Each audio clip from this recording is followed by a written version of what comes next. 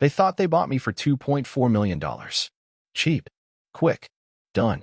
They didn't know the tech they acquired had already been sold for $210 million 2 months ago under a different name. So when she toasted my downfall in front of the board, laughing like I was a joke, she had no idea she'd just triggered a federal breach. And now? She's not losing a deal. She's about to lose everything. The cords curled around my shoes like hesitation come alive. The modem blinked, steady and patient, while I tightened the final cable. Another problem solved. Another quiet, invisible win. I stayed low in the corner of our home office. Sloan's awards lined every wall, each framed diploma lit up like it belonged in an exhibit. Off to the side, half hidden, sat my dusty shelf, just an old prototype router and the worn sketchbook that first held the bones of Iron Thread Labs. No spotlight. No speeches. Just me and the quiet certainty that what I'd built mattered.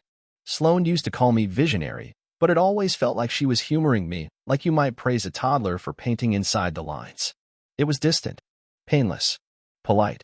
She never said it around her colleagues. Never in front of a crowd. It was something she handed me in private, like a leash. Something useful, presentable, but never worth lingering on.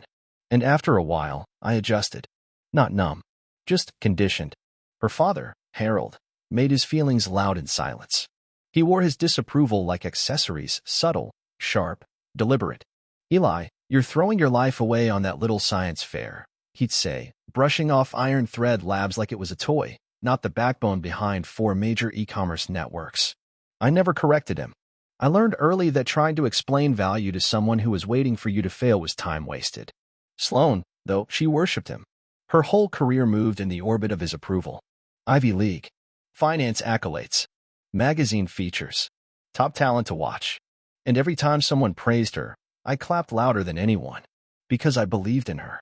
Even when she smirked after I'd shared a breakthrough, calling it adorable over wine and laughter.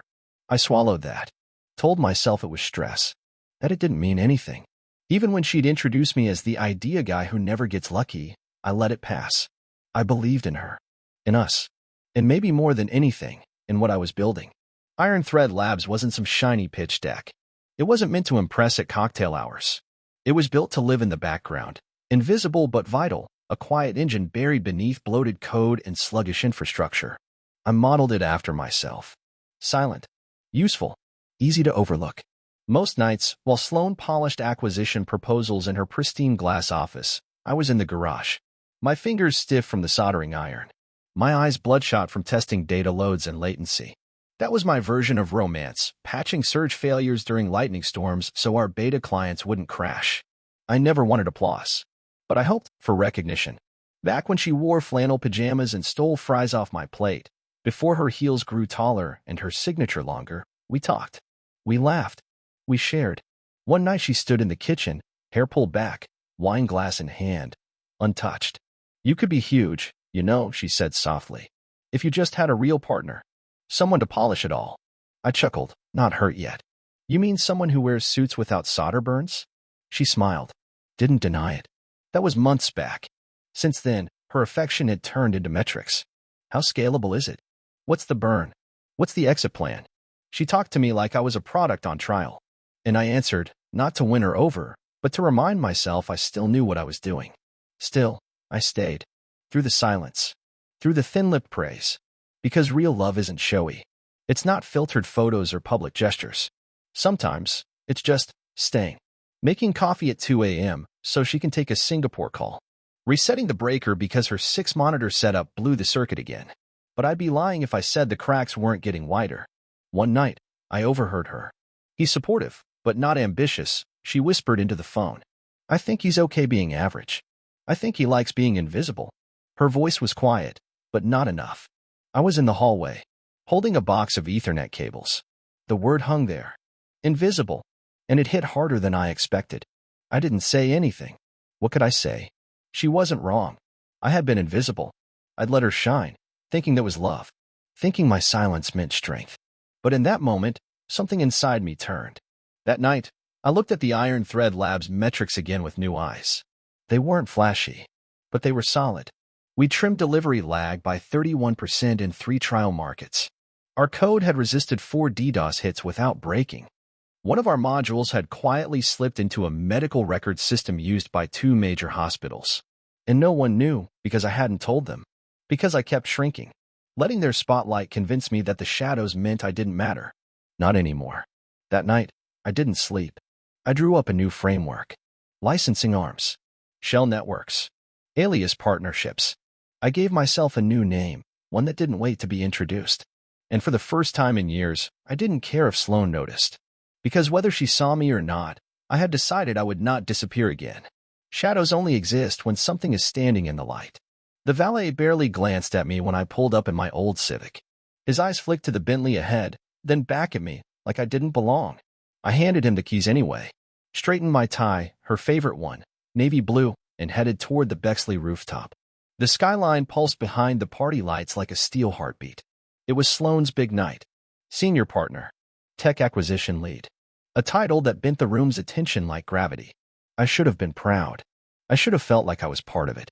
Instead, I moved through that crowd like a man made of smoke. The scent of wealth hung in the air, champagne, cologne, expensive perfume. Every detail whispered, we've made it. Gold-lined glasses. Live strings. Heat lamps glowing like small suns. It was a party stage to announce triumph. I rolled back my shoulders, adjusted my sleeves, and stepped in. Sloane caught sight of me. She didn't walk over. Just offered a soft, camera-ready smile. A nod. Like I was a familiar face behind the counter. Like I knew her drink order. I told myself she was busy. That she was making connections. But then the introduction started. She glided through the room, voice confident, presence magnetic. This is Hafiz from London, she said, laughter in her tone, a kiss on the cheek.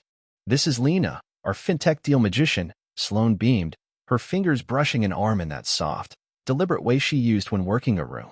Then came the pivot, the subtle turn she always made right before stepping into someone else's spotlight. And of course, she said with a practiced pause, you must already know Gavin. He's the genius behind the German cybersecurity acquisition. There was laughter. Applause. Recognition. But not for me. I was standing right next to her when she greeted someone from the Zurich office. Inches away. A perfect opening. But when she started, she glanced toward me for a heartbeat, then blinked it away. Sorry, give me just a second. I need to check on the bar setup, she said. And she was gone. Slipped past me like a breeze. I watched her heels vanish behind a waiter balancing shrimp ceviche on a silver tray. I drifted to the edge of the rooftop, wrapping my hand around a glass of something expensive that tasted like nothing. From that spot, I could see the whole city laid out beneath us, bright, chaotic, unconcerned. Once upon a time, I used to imagine moments like this. Surrounded by polished people, sharing big ideas, clinking glasses, belonging. But tonight, among all the success and sparkle, I was a ghost. I checked my phone, no new messages. Out of instinct more than anything else, I opened the Iron Thread Labs dashboard. Everything looked solid. Live traffic was clean. 2 new requests had pinged through our anonymized rental system, one of the fronts we use to protect our infrastructure. I closed the screen. I hadn't come here to work. I came to support my wife. I thought maybe, just maybe, she'd pull me close, even just to say thank you. Instead, she walked over and leaned in, not with affection, but advice. You should smile more, she whispered, topping off her drink. People are starting to notice. I blinked. Notice what? That you're sulking, she said over her shoulder. This is a celebration. Don't ruin it. So I smiled. The kind of smile I'd practiced in the mirror 100 times just to keep the peace. I nodded, sipped, and stood still. I watched her laugh with Harold, who stood by the rooftop fireplace like a king surveying land he thought he owned. He spotted me, barely lifted his glass, so slight I wasn't sure it was meant for me. I didn't lift mine back. Then came the toast. It began with clinks, soft and elegant. Champagne glasses catching the light as waiters made the rounds. Sloane stepped up onto a small riser nestled against the ivy-covered wall. Her gold dress shimmered like it had its own spotlight. She looked like a woman who had won everything. Thank you all for being here tonight, she began, her voice steady. This moment means the world to me. I've dreamed of leading a division like this since my earliest days in finance. The applause was polite. Phones flashed. Smiles frozen in social approval. She continued, scanning the crowd like she was blessing them with her gaze. Lena, Gavin, Nico, you are the heart of this team. My father, Harold, you've always believed in me. Then, her eyes found me. just for a second. And finally, I want to thank my biggest challenge, she said, turning fully. My husband, Eli. My chest tightened. You've shown me exactly what not to do in business. Laughter. Real, full laughter. Not just a chuckle or polite hum. It started in clumps, then spread like a spark catching dry leaves. Sloane didn't flinch. Which is why, she said, raising her glass higher, I'm thrilled to announce that Strathmore Group is acquiring Iron Thread Labs and bringing it under our wing, with a brand new leadership structure. I froze. It wasn't the words, it was the timing. The setup. The performance. She had practiced this. Maybe with Harold. Maybe the entire party had been for this moment. Not her promotion. My execution. And with real leadership at the helm, she added. Louder laughter. Applause. Harold smirked, clearly satisfied. Like he'd just signed a deal he'd been hunting for years. I couldn't move. My mouth was dry. My hands weren't mine anymore. I didn't yell. I didn't storm the stage or demand to be heard. I just stared at her and saw her clearly for the first time in years. She had planned this. I set my glass down on a nearby table. It wobbled slightly but didn't tip. Then I smiled. The old kind. The one I used to give her when we were broke and hungry and still believed we'd change the world together. But this smile carried something else. A quiet resolve. I turned and walked off the rooftop. No one followed. No one even looked up. I was just a shadow drifting past the noise and the champagne and the plastic praise. The laughter still echoed in my ears. Loud and hollow, like gunfire in an abandoned room. By the time I reached the lot, my car was already waiting. The valet handed me the keys without a word. Maybe hoping I'd tip fast and leave. I gave him $5 without making eye contact. Got into the Civic. Drove off. Away from the tower of glass where she had stood on a rented stage beneath a borrowed crown. Let them laugh. Let them toast. I had code to write. A system to protect. And a name that no one could trace. The laughter clung to me on the ride home, sticky and loud. Every smug chuckle hit like static in my skull, bouncing off the walls of everything I thought we were. The city blurred outside the windshield. But I wasn't crying. I wasn't even mad. Not yet. I was emptied out. Like someone had opened a valve and let everything drain away. Her words kept replaying. My biggest challenge. My husband, Eli. You've shown me exactly what not to do in business. And then the blade. Which is why we're thrilled to fold Iron Thread Labs into our firm with real leadership. No bullet. No blood. Just a smile. Just a toast. And I was gone. I parked 2 blocks away from home. I don't know why. Maybe I didn't want to hear the garage door rattle. Maybe I needed the cold. Needed to feel something. I walked slowly, each step heavy with the echo of Harold's laugh, that short, smug snort he always gave when I dared to speak up at dinner. He'd never believed in me. And now he'd helped finish the job. I unlocked the door quietly. The house was still and dark. She wasn't home yet. Probably still out there, glowing under string lights, sipping champagne, spinning the story of my grace for the acquisition. I stepped into the kitchen. The fridge hummed low, and even, like a machine that didn't care what had just happened. I didn't turn the lights on. I didn't need to see the family pictures. The clean shelf of trophies. I knew what this house had become. Hers. I pulled my laptop from my bag and sat at the table. Opened the Iron Thread Labs dashboard. Green lights. Full capacity. Stable. Active. Our clients, real ones, were still using what I built. What I protected. If anything had slipped, even a flicker in performance, we would have heard about it within minutes. But the silence was deafening. Because nothing failed.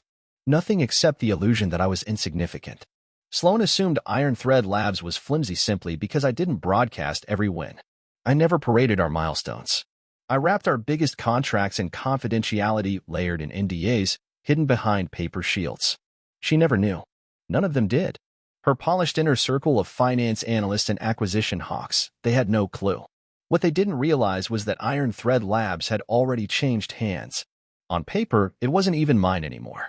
The little project she thought she could absorb with a smile and a champagne toast, it belonged elsewhere now. I transferred majority ownership to a silent board made up of 3 longtime allies. People who understood tech.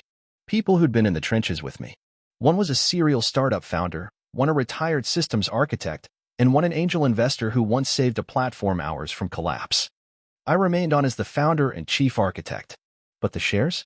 Those were distributed. Buried. The true value was no longer visible to anyone looking with corporate acquisition goggles. Sloan didn't know one of our modules had quietly gone live inside Stratton's infrastructure 6 weeks ago. Not through Iron Thread Labs, through a subsidiary. The license had been signed off by Vanguard Corp. A different name, a different trail. She also didn't realize that her firm had already signed a 5-year agreement with us. Binding, airtight, legally sound. The irony was almost poetic. The very architecture she tried to hijack was already entangled in her firm's operations. Any move to claim it now would trigger legal breaches her team wasn't remotely prepared to handle. She didn't know, because she never thought to ask. But tonight changed that. She hadn't just made a joke at my expense. She'd gone public with it, declared open war.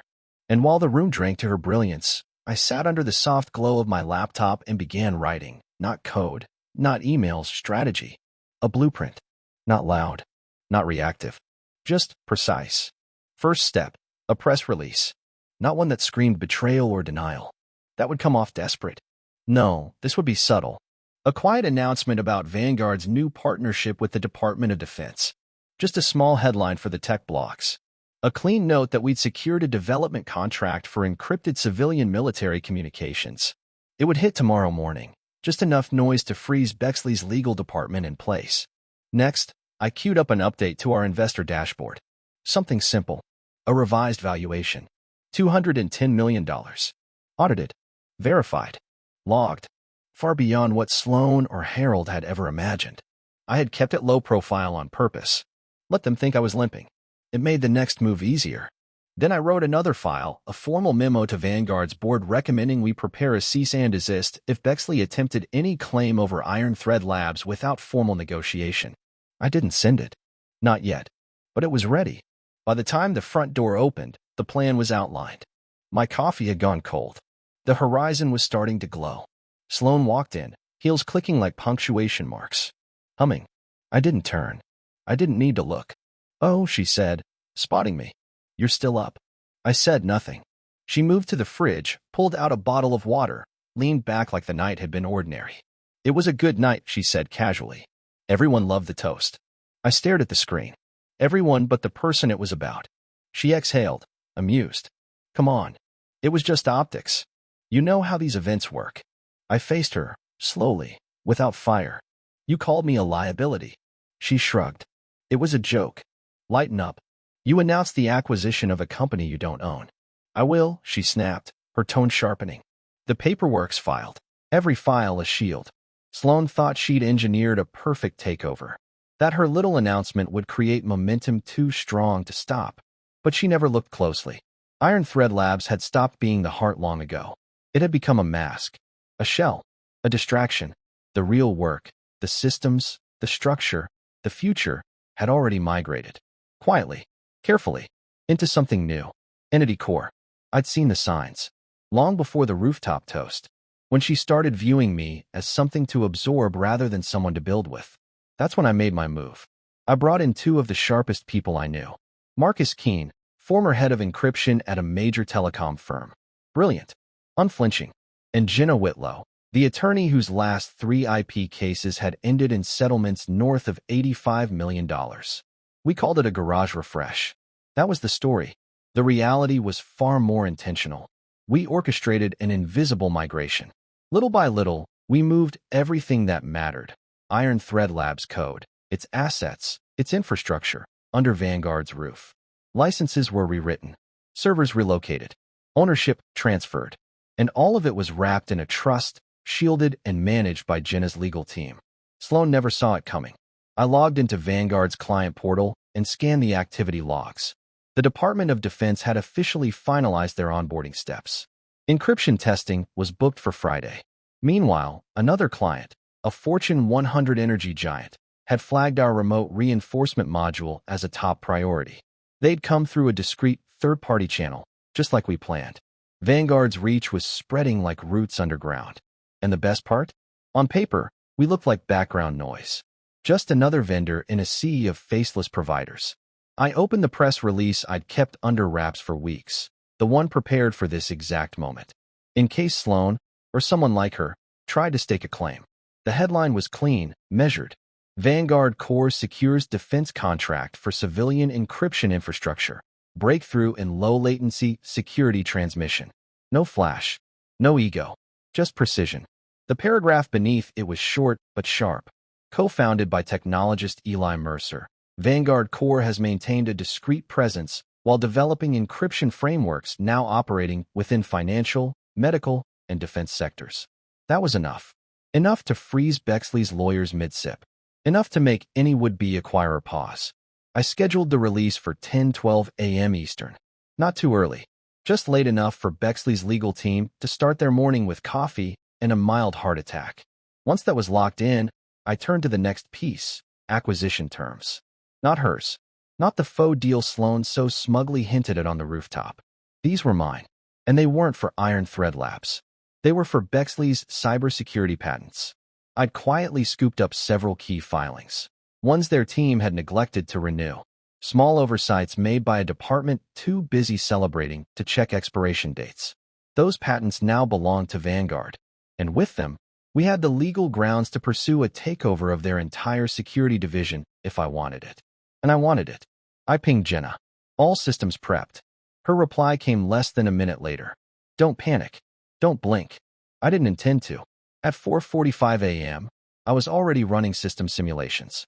Internal load tests flooded the framework with virtual traffic, pushing every edge of our architecture. It held. Solid. Secure. Unlike this house. Unlike the woman upstairs who had toasted my downfall over clinking glasses and strategic lighting. Bitterness tried to rise in me. I wouldn't let it. This wasn't about revenge. This was about control. Real control. The kind you earn when you stop explaining and start executing. I got up, stretched, and moved to the kitchen. I brewed coffee. Sloan liked hers strong, with almond milk. Mine was black. Always had been. I placed her mug gently on the counter, just as her footsteps creaked down the stairs. She entered like nothing had happened. Silk robe.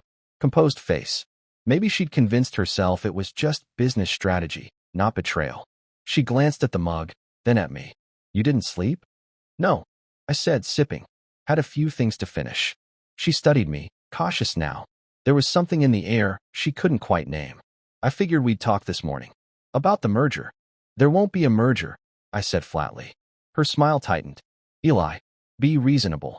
Reason left when you turned me into your punchline. I replied, walking past her.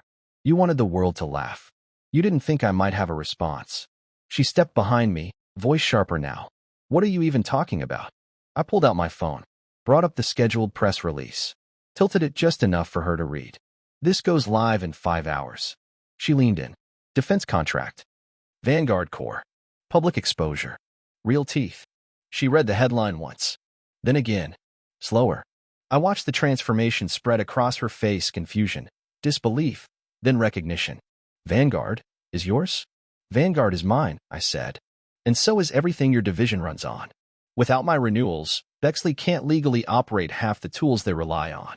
Her mouth parted, but no words came. I kept going. I told you once, you can't build empires on people you don't respect. She stared at me, unmoving. You didn't listen. You built your world assuming I was disposable, that I'd never fight back. She gripped the edge of the counter. You're going to ruin me. No, I said. You did that on your own. I just stopped covering for you. The kitchen clock ticked past 5:35 a.m. The sky outside began to stretch with gray light. A new day was forming, one where I wasn't just a man in the wings. I left her standing there, quiet, staring at the coffee mug like it might offer answers. I went back to my desk, closed my laptop. My part was done for now. Upstairs, she didn't follow. She stood there in silence. And in that silence, she finally understood who I had become. While she was basking in last night's applause, I had already built the firewall that would lock her world out of mine forever. The next morning felt like a dress rehearsal. At exactly 9:15 a.m., the doors to the private suite slid open. Sloan walked in like she owned the timeline. Those red bottom heels, her signature for big plays, tapped crisply across the marble. She wore her charcoal deal dress. Tailored. Commanding. Her confidence gleamed under the lights. Harold followed, chest out like he was inspecting a battlefield. 2 attorneys from Bexley's litigation team flanked them. Not one of them smiled. Morning, she said with sugar, sliding a leather-bound folder across the table. You're going to love this deal, Eli. Promise. I didn't touch it. Instead, I tapped a key on my laptop. The screen behind me lit up, clean, simple, deliberate. Sloan looked at me. Then Harold. He nodded, more dismissal than greeting. They thought they had me cornered. They thought this was the end game. Present the deal. Offer a payout. Wrap up with a handshake, or maybe, if they were feeling generous, a severance clause. I could feel the arrogance radiating off them. Sloan leaned forward like she was handing me a gift. The terms are generous, she said. Full absorption of Iron Thread Labs into Bexley's tech division. You'll walk away with cash, Sloan began, her tone light, rehearsed. Plus vested equity and a full year of advisory consulting. Harold added without missing a beat. Basically, we're offering you a paycheck for doing less. He grinned like he was handing out a favor.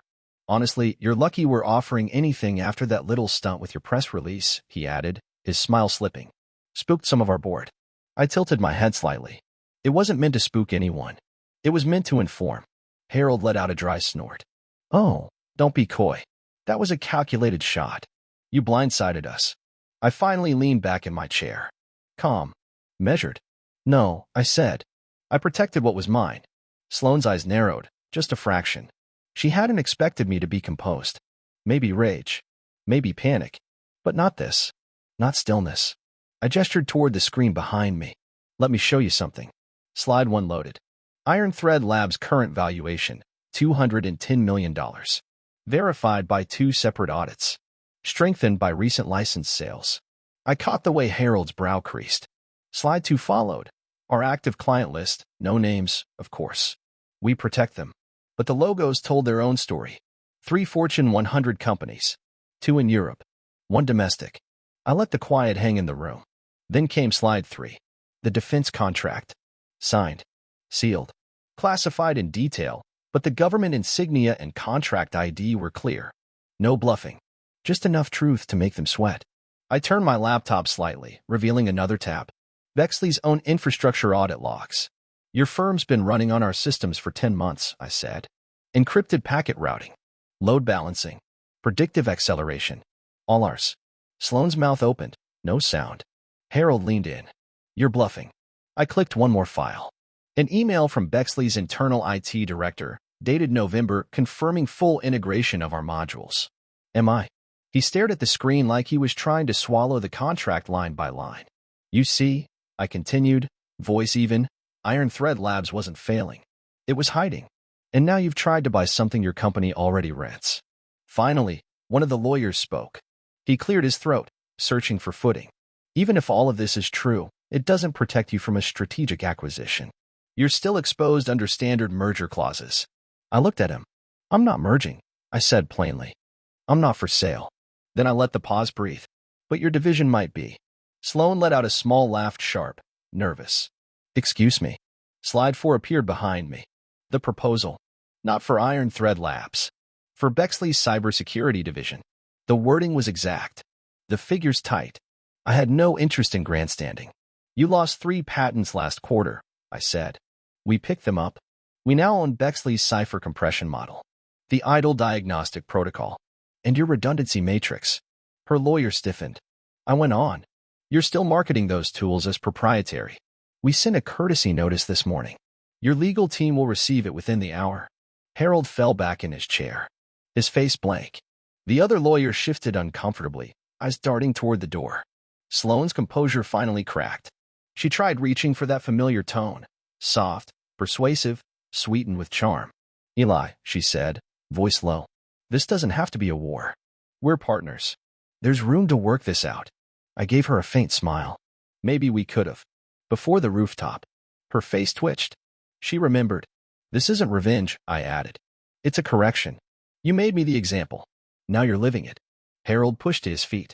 Jaw tight. This is war. I stood, slow and calm. No. This is business. You're just not used to losing. He stormed out. One of the lawyers followed, fast. The other hesitated, long enough to look conflicted, then left too. Sloane rose, but it was different. Slow. Her fingers grazed the table like she needed it to keep her upright. You played me? She whispered. No, I said, collecting my laptop. You dismissed me. There's a difference. She stood there for a beat, trying to summon grace. But it didn't come. She turned and walked out without a word. I remained. Alone. The soft hum of the monitor filled the silence, still glowing with my final slide. Some threats don't show up until it's too late. The room felt tight, airless. I clicked again. The new slide glowed across the walls, casting light on faces that had come in expecting victory. There were 7 now. Sloan, Harold, 2 attorneys, and 3 of Bexley's senior executives' late arrivals, 15 minutes behind schedule. They expected a simple negotiation. Instead, they walked into a collapse. Slide 1 had exposed the valuation. Slide 2 had revealed our client base. Slide 3 had delivered the defense contract. Now Slide 4 was the wait. I clicked once more. Slide 5. A countdown appeared on screen. 51 minutes and 10 seconds remaining. That's how long until a national press release drops, I said clearly. It announces our acquisition of 3 lapsed Bexley patents. It also confirms our federal defense contract. I paused. Let it sink in. That award required full security clearance. Federal-level vetting. Your team didn't even know it happened. Silence. Harold moved like he might stand again, then sat back down as if remembering he had no leverage left. I stepped forward, slow and deliberate. You came here expecting surrender. You thought I'd hand over a company you assumed was gasping for air. Something you could acquire with a polished proposal and a fake smile. I looked at Sloan. Her expression was locked, blank, calculating. I'd seen it before. Investor meetings. Executive briefings. It was her regrouping face. You never asked what Iron Thread Labs became, I said. I took a breath, just above a whisper now. Sloan, I warned you once. What you underestimate, it grows beyond you. I gave you years. Support. Loyalty. I built systems in the dark while you built speeches in the light. You wanted to be the sun, I continued. And you expected me to be a star that only shined when you needed light. But while you were rising, I was building something underneath it all. Quiet. Hidden. Real. Slide 5 changed the room. A graph appeared, 2 lines crossing. One for Bexley's projected cybersecurity revenue. The other for Vanguard's, based on current contracts and upcoming deals. They intersected in 7 months. Then Vanguard's line broke through the ceiling, soaring upward. Data-backed. Conservative estimates. And it wasn't even close. One of the executives finally spoke, a tall woman with silver earrings and sharper eyes than the rest. Her voice cut through the tension. These numbers, they're real? I nodded once. Verified by Halston and Pine. Full audit trail available. We don't inflate. She glanced toward Sloan, then back at me. Then why are you here, Eli? Why show us this? Why not just let us fail on our own? I answered honestly. Because I don't want Bexley to fall. I want it to evolve. But not with the people who tried to steal from me and laugh while doing it. Harold leaned forward now, still trying to reassert himself. He hadn't accepted it yet, that men like him could lose in rooms like this. Let's talk turkey, he said, dragging the words out like they still carried weight. Everything has a price. I raised an eyebrow. You mean like the price of humiliating me at your daughter's celebration party? Sloan flinched. No, I said coldly. This isn't about price. It's about position. I started walking around the table, not strutting, not posturing. Just steady, like someone who already knew the outcome. I placed a folder in front of each person, one by one. 7 copies in total. Inside, a proposal drawn up by my team and reviewed by Jenna herself. The cover page read, Strategic Realignment Proposal, Vanguard Core and Bexley Cybersecurity Assets. Partnership Agreement. 52% control retained by Vanguard. Not a buyout. Not a merger. A quiet shift in ownership disguised as collaboration. I watched them as they scanned the pages. The lawyer to Sloan's left went pale. The silver-eared executive blinked, her jaw tightening. Harold muttered under his breath. Sloan didn't move. She stared at me, but I saw her knuckles whiten where she gripped her pen. You'll keep face, I said, voice even. Bexley won't collapse. You'll frame this as a strategic pivot. Vanguard brings innovation. Bexley supplies resources. Shareholders stay calm. No panic. And if we say no? Harold asked, but his tone had lost its edge. He sounded like a man asking a question he already feared the answer to. I tapped the final slide. It wasn't numbers. It was a collection of internal emails, screenshots, excerpts. Conversations where Harold and Sloan ridiculed me, mocked my intelligence, called Iron Thread Labs my little hobby. One line referred to me as too naive to notice he's being used. I didn't hack anything. These had been forwarded to me by someone inside Bexley. Someone who had finally seen enough. I don't want to release these, I said plainly. But I will. And when I do, you won't be managing negotiations, you'll be managing a scandal. One where your firm is exposed for mocking founders while quietly profiting from their innovations. The room froze. Sloan finally spoke, softly, carefully. You did all this behind my back? I met her eyes without blinking. You did everything in front of mine. She looked down, searching for anything to say. Some clever pivot. But there was no script left. No rescue line. And no one in the room jumped to her defense. Harold leaned back, deflated. The silver-eared executive finally leaned forward again. I suggest we table this for internal review, she said. But from what I see, the numbers don't lie. This isn't a loss. It's a parachute. Sloan opened her mouth. No sound came out. For the first time, she wasn't the voice in the room. She wasn't even steering her own board. I gathered my laptop, slid my folder back into my case, walked toward the door. The press release goes live in 22 minutes, I said. Might want to have your PR team ready. I didn't look back. But just before the doors closed behind me, I heard the executive say, get legal on this. Now, if we can't beat him, we need to join him. And just like that, the room where they planned my burial became the space where they signed their quiet surrender. By the time I returned to our building, the sun had climbed high enough to set fire to the windows. This wasn't just a home office anymore. It was a proper HQ. Top floor of a converted foundry, exposed brick, steel beams, and the history of 100 years carved into the walls. Now, it held the pulse of Vanguard. The thing I once built alone in a garage was now something permanent. Solid. Visible. Even to those who tried to erase me with a champagne toast. When I walked in, Jenna was already there. No smile. She never smiled during moments like this. She was all precision. All focus. Her tablet lit up. Notes flying across her screen. They have two options, she said. Either partner with the company that already owns half their infrastructure, or spend the next year drowning in breach of contract suits, patent disputes, and federal audits they can't afford. She didn't even look up. They'll spin it as strategy, she added. But we both know what this is. A rescue. I asked. She shook her head, finally setting the tablet down. No. This is a hostile takeover disguised as mercy. That felt right. 30 minutes later, Marcus arrived, our systems architect. Then Nora, our head of operations. We didn't waste time. Each of them knew this wasn't the end of the game. It was the beginning of something bigger. To Bexley, that press release might have felt like a final blow. But to us, it was only the first ripple. I passed around the updated documents, digital and hard copies. This, I said, is the full acquisition package for Bexley's cybersecurity division. Marcus tapped the table with his pen. We already secured 3 of their flagship systems, Pulse Protect, PhantomNet, and Echo Trace. That covers 80% of their internal defense capabilities. Nora finished the thought. If we finalize this, we don't just own the tools. We control the narrative. And that was the truth. Because in business, power doesn't just live in code or contracts. It lives in the story. Bexley's story had always been one of dominance, of absorbing brilliance and branding it as their own, of swallowing startups and burying their origins.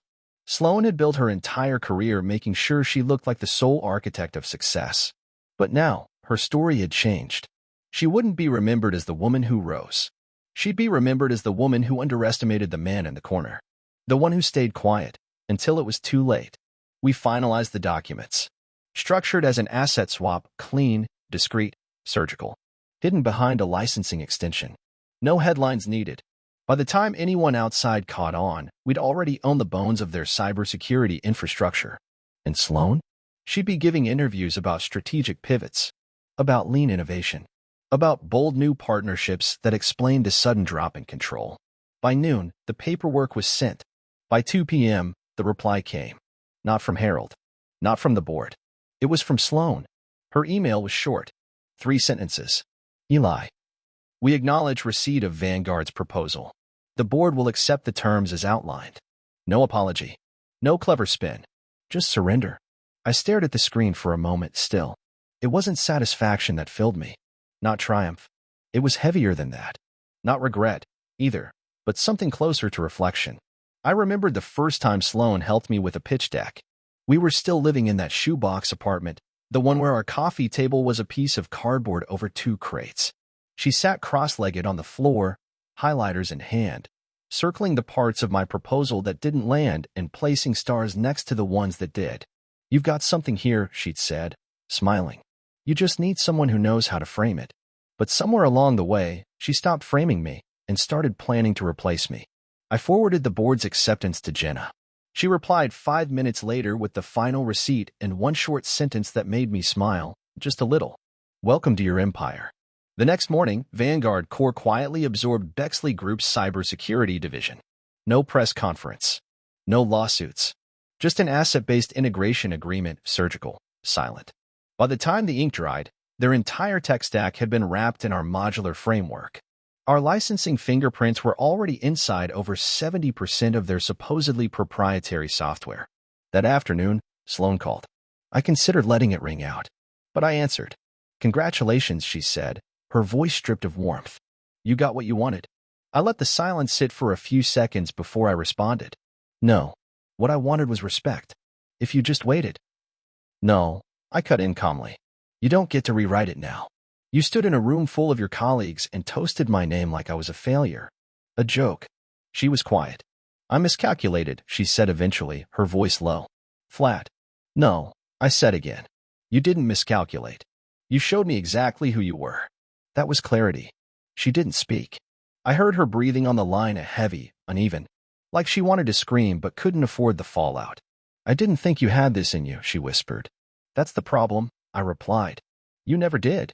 I ended the call, not because I hated her, but because I didn't need her understanding anymore. The following week, the press began to catch up. Favorable leaks surfaced, none from us directly. Just small signals from partners, satisfied clients, and quiet insiders. The headlines were consistent. Startup secures federal contracts while rival loses grip. Quiet tech force reshapes security space from behind the curtain. No quotes from me. No interviews. Just metrics. Letting the work do what I always trusted it to do, speak for itself. At a private industry mixer, I bumped into one of Bexley's junior partners. He clapped me on the back like we were suddenly friends. She never saw it coming, he said with a chuckle. Honestly, Eli, most of us just thought you were her plus one. I nodded. So did she. He laughed, raised his drink, and drifted away. I didn't follow. I just stood there, surrounded by polished shoes and custom suits, thinking about how close I'd come to disappearing into the background forever. But I didn't, because I stopped waiting to be seen and built something they couldn't unsee. Sloan had the spotlight, but I had the stage. The cracks started to show. The next day, Harold popped up on a niche finance podcast, doing his best to appear unbothered. We're in a transitional phase, he said, adjusting his cufflinks.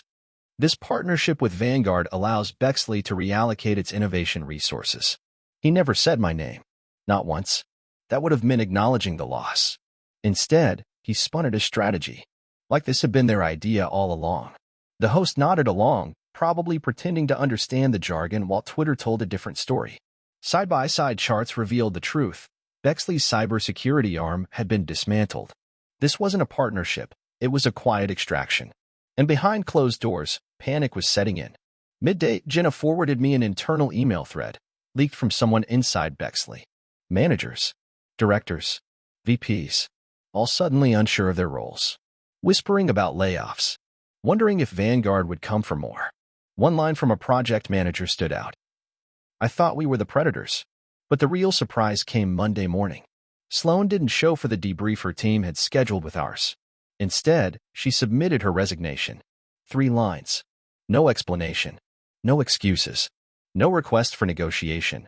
Just a formal exit and a standard severance clause Jenna immediately flagged as denied, pending ethics review. I read her email 3 times. This wasn't the Sloan I knew. She wasn't a runner. She was a strategist. A closer. She didn't walk away unless something deeper had broken. I didn't respond. Later that afternoon, Harold requested a meeting. Jenna and Marcus offered to join. I declined. Not for ego. For closure. We met at a private corporate club, a place where, not long ago, I wasn't allowed past the front desk unless Sloan vouched for me. This time, the host greeted me by name. Mr. Mercer, right this way. Harold was already seated in a private dining room. Dark wood walls. Quiet lighting. A glass of scotch in front of him, untouched. His posture was still good. Still composed. But his eyes looked tired. He gave me a slow nod, not out of courtesy. Just acknowledgement. Thanks for coming, he said. I assume this isn't a social chat. I sat across from him, calm. He forced a smile. It never is in this world, huh? I folded my hands. Didn't reply. He exhaled. You embarrassed us. No, I said. You embarrassed yourselves. I just stopped covering for it. He nodded again. This one slower. He'd heard the blow land. Sloan was wrong, he said. About the toast. About you. She let pride lead. She didn't lead alone, I interrupted, raising a hand. Don't revise the story now. You saw it. You encouraged it. You clinked your glass. He looked down into his drink, swirled it once, set it aside. She's leaving the city, he said. Moving to Chicago. Her brother's firm made her an offer. New sector. He paused. She's leaving tech altogether. It hit different. Not satisfaction. Not sorrow. Just finality. She was running because the room didn't listen to her anymore. Because the last move she made took her off the board. She'll be fine, he added, almost to himself. I know, I said. She always lands on her feet. Then Harold leaned forward. His voice dropped, a fraction more personal. I want to ask you something. Not as a businessman. I tilted my head. Careful. You've never been anything else to me. He didn't blink. Let her leave with dignity, he said. Don't release the emails. I looked at him, studied him. This was the same man who once told her to aim higher on the day I brought her flowers for closing her first deal. The same man who once introduced me as the Wi-Fi guy at a holiday party packed with investors now sat across from me, asking for something he'd never offered. Mercy. They're archived, I said. Not released. I don't need them anymore. His eyes lifted, surprised. Why? Because I've already won, I said. And I'm not here to scorch the earth. I'm here to build something that lasts. He leaned back slowly. And for the first time, I saw something I never expected to see from him. Not warmth, not apology, but respect. Quiet, begrudging, real. You're not the man I thought you were. No, I replied, standing. I'm better. I left him sitting there, alone with his untouched scotch and a bruised ego he could no longer hide behind. Outside, the winter wind hit me like a wave, sharp, cold, alive. But I didn't feel heavy anymore. The burden of their doubt, the years of being underestimated, the silence I once confused with love, it was gone. Back at Vanguard, our team was already shifting gears. More contracts lined up. More hires approved. Bexley had gone quiet, which meant they were bleeding, but they weren't stupid. They wouldn't come for us again. The industry had changed. We weren't the experiment in someone's garage anymore.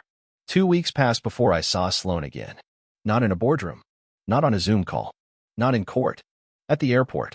I was waiting in line at a coffee stand in Terminal C, heading to D.C. for a leadership summit. Panel on innovation under pressure. She stood 2 spots ahead of me. Shorter hair now. Simple blazer. Flats. Her energy had changed. Not defeated. Just smaller. She turned. Saw me. Her lips parted for a second, then closed. I gave her a nod. Nothing more. She stepped aside and waited while I grabbed my drink. I heard you're speaking at the summit, she said quietly. I raised an eyebrow. I am. You'll do well. Thank you. There was a pause between us. Still, but not tense. I was wrong about you, she said. You were wrong to me. I replied gently. There's a difference. She nodded. I've started therapy. I didn't answer. I'm sorry, she added. Not for losing. For how I treated you. For how I made you feel. It was the first true apology she'd ever given me. I sipped my coffee. I hope Chicago treats you well. She gave me a soft smile. Take care, Eli. And just like that, she walked away. No dramatic ending. No grand moment. Just a woman who once stood in the spotlight finally seeing what had always stood in the dark beside her. At the summit, I stood before a room of analysts, founders, executives. They expected slides, metrics, corporate jargon. But I began with one line. My name is Eli Mercer, and the only thing more powerful than being underestimated is knowing exactly when to stop asking for permission. The room froze. Then came the applause. Not explosive, but full, respectful. And in that moment, I knew this wasn't revenge. This was rebirth. 2 weeks later, an envelope arrived. Heavy cream cardstock. Navy embossed crest. My name, not printed, but handwritten in careful calligraphy. Mr. Eli Mercer. There was no return address. But I already knew. Bexley Group. The same company that tried to erase me now wanted me on their stage. Inside the envelope was an invitation. You are cordially invited to speak at the Bexley Group Leadership Summit on recognizing overlooked innovation. I read the line twice. Bexley, once my aggressor, now trying to cast me as a symbol of their enlightenment. No mention of the war we fought. No reference to Sloan.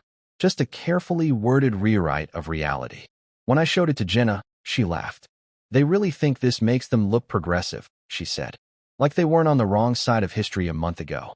They want a redemption arc, I said. And they think I'll write it for them. She leaned forward. Are you going? Absolutely. She blinked. Seriously? I nodded. Not for them. For the people watching. For the ones who've been overlooked. For the founders nobody clapped for. For everyone who's ever been told their vision was a waste of time. She smiled. Then let's write a keynote no one forgets. The summit was held at the Helix Grand, the same luxury venue where Bexley once held their summer galas. I remembered being there once, years ago. Rented suit. Nervous smile. Sloan introducing me with lines like, he's working on something in tech. Very underground.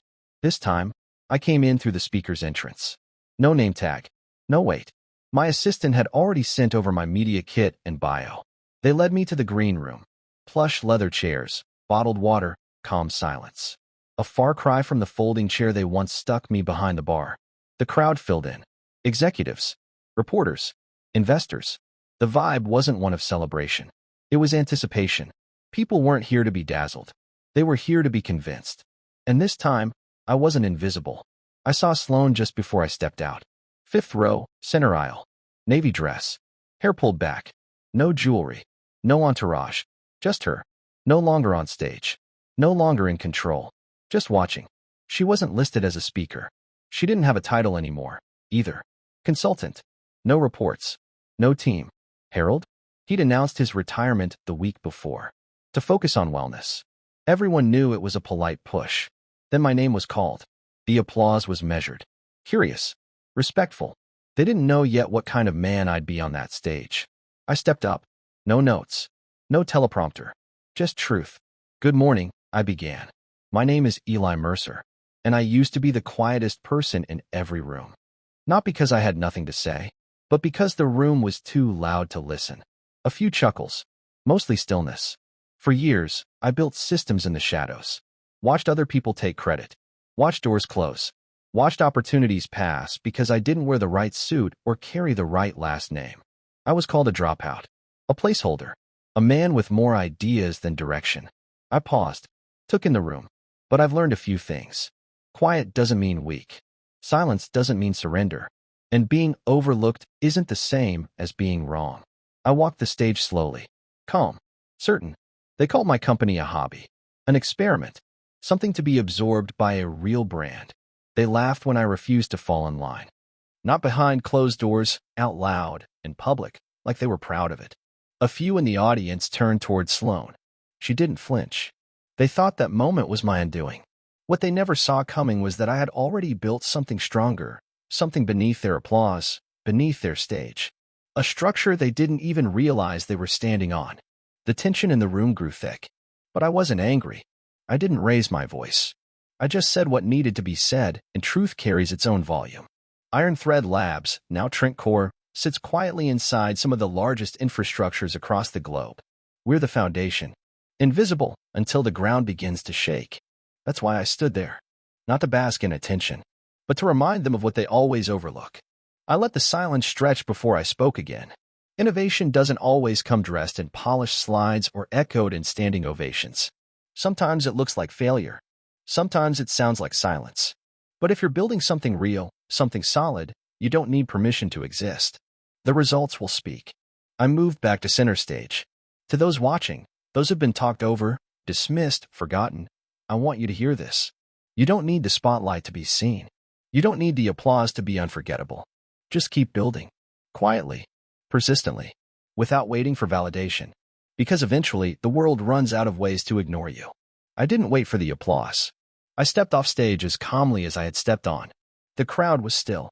I passed rows of frozen faces, unreadable. It wasn't until I reached the end of the aisle that the clapping began, slow, cautious, then gathering into something real. But I didn't turn around. In the hallway, I let my pulse settle. It wasn't fear. It was something else, the rush that comes not from revenge, but from truth finally landing. Sloan found me a minute later. She didn't say anything right away. Just stood beside me, facing the same blank wall, like she was looking for answers in the paint. That was powerful, she said. It wasn't meant to be, I replied. It was just honest. She nodded. I deserve that. I gave a small shrug. You earned it. She turned to face me, softer now. Not smaller, just quieter. You really built something, Eli. No, I said. I became something. And for once, she didn't try to correct me. That night, back in my office, I watched the speech ripple across social media. Thousands of views. Dozens of captions quoting lines I hadn't written in advance, just spoke when it mattered. One post caught me off guard. He didn't raise his voice. He raised the standard. Sloan's firm invited me to be a figurehead. I became a reflection. And what stared back at them wasn't someone they could control. It was the man they tried to erase, still here. Still building. Still unshaken. It hadn't happened overnight. It never does. The real wins come quietly. No fireworks. No confetti. Just consistency. The kind that makes people who built walls pretend they were always doors. A year after that summit, Trent Core went public. The IPO shattered every expectation. Triple valuation. Oversubscribed in under 4 hours. The Wall Street Journal called us the ghost architect of cybersecurity, a headline that would have embarrassed me once. Now, it felt fitting. We never chased the noise. We built beneath it. Beneath their smirks. Beneath the Sloans of the world who thought silence meant irrelevance. I didn't speak at the IPO. Didn't ring any bells. I let Nora handle that, our CIO, the architect behind so much of what we become. She stood tall in a black suit and told the truth. We're just getting started. And she meant it. This wasn't a one-man mission anymore. It was a movement powered by those who were once unseen, now leading the charge. Sloan had kept her promise. She moved to Chicago, joined a real estate tech firm, something smaller, quieter, safer. I'd hear her name now, and then in soft articles about change and resilience. Someone on my team said she sounded more humble these days. Maybe that was growth. Maybe just the bruises talking. I didn't follow her story. I didn't need to. She was just a smudge in the rearview now. Harold disappeared, too. No retirement speeches. No articles. Just vanished into whatever gated neighborhood would take him. I imagined him still swirling his drink, retelling a version of events with my name edited out. That was fine. I wasn't looking for space in his story. I already had mine. The house Sloan and I once shared was sold to a young couple expecting twins. I left behind a few things. Iron Thread Labs' first desk, the old router I soldered by hand, and a coffee mug with fading letters that read, "Code like nobody's watching." Artifacts of a man who spent too long waiting to be seen. Now, I live in a loft overlooking the water. It's quiet. Simple. Peaceful in ways success doesn't often allow. But I earned the right to make noise if I want, and choose silence when I don't. Each morning, I walk to work. No drivers. No fanfare. Just my earbuds and black coffee. I think about architecture, not buildings. People. The scaffolding of loyalty, vision, trust. What holds? What cracks? Founders always think they'll be judged by what they build. But they forget, they're judged more by who they build it with. That year, I hired 2 interns. One lost a scholarship and dropped out. The other taught himself to code while working construction. They both had hunger, discipline, grit. I hired them full-time. Because talent doesn't always shout. Sometimes it whispers. And I had finally learned how to listen. At a dinner that fall, some exec leaned over and said, "Eli, you should write a book. You'd make millions telling this story." I smiled. I'd rather live a better one. He laughed. Thought I was being humble. But I wasn't. See, the real victory wasn't the IPO or the recognition. It was peace. That warm, quiet kind that settles on your shoulders like light after a long storm. The kind that doesn't need to be announced. Just lived. Around Thanksgiving, I got a letter. Handwritten. No flourish. Just plain paper and ink. Chicago return address. Sloan. No envelope. Perfume. No signature flourish. Just plain paper and ink. Eli, I won't take up much space. I just wanted you to know that I finally understand what you were building. Not just the code, but the way you held yourself. The patience, the vision. You were never invisible. I just didn't know how to see. I hope this chapter of your life is kinder than the ones I helped write. V. I folded the letter and placed it in a drawer I rarely opened. I didn't need the closure, but I appreciated the honesty. Maybe people don't change completely, but some learn how to carry their damage without cutting others with it. That was enough. One night in late spring, I stood by the office window while the city hummed below. Here it came in with a bottle of wine and a tired smile. "You know," she said, handing me a glass. A year ago today. We were just hoping Bexley wouldn't sue us into oblivion. And now I asked. Now they forward our white papers to clients like they wrote them. We clinked glasses as we sit, she added. You ever think about what would have happened if you'd signed that deal? Let them fold Iron Thread Labs and like they planned. I nodded sometimes, and I wouldn't have been me anymore. That was the truth of it. Signing that deal wouldn't have just cost me my company. It would have erased the part of me that believed in slow building things and letting work speak when words failed, and not needing the room to clap as long as the structure held. That was the core of who I was, and I'd rather be the quiet man behind a fortress than the loud one standing on a stage built by someone else. Eventually, the lights dimmed. The guests left. The cameras moved on to the next founder to watch, but stayed. Iron Thread Labs stayed. I stayed. And every time I heard someone referred to me as just a dropout or Vivian Carter, I smiled because I knew something they didn't. They were still using my systems. Still logging into networks I built. Still protected by code I wrote in a garage while they drank champagne and laughed. And that was enough. I didn't just win. I became undeniable.